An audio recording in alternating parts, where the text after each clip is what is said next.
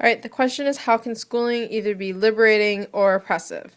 Well, in the Paulo Freire article, schooling is oppressive when students are considered receiving objects, quote unquote, or these kind of blank slates in which teachers feed them information that they have to then retain.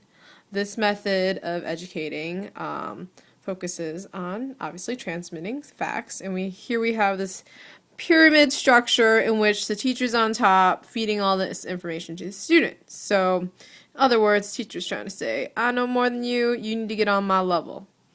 How can schooling be liberating? Well, Paul also talks about this alternative form of education, or this other type of education model, in which it's called critical pedagogy, libertarian education, etc. But in this type of education, students have as much to teach as the teacher.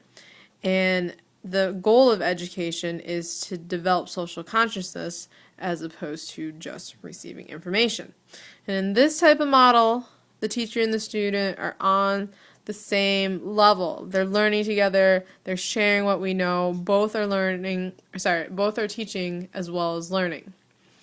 So my thoughts on this reading was that when you're in a restrictive kind of school setting where you have like these prowling administrators who really uphold this authoritative kind of attitude and devalue like what students have to say and think, how do we operate in these types of systems in which we develop the consciousness that students need, as well as operate on the same kind of mindset that like teachers are as much of a learner as students are.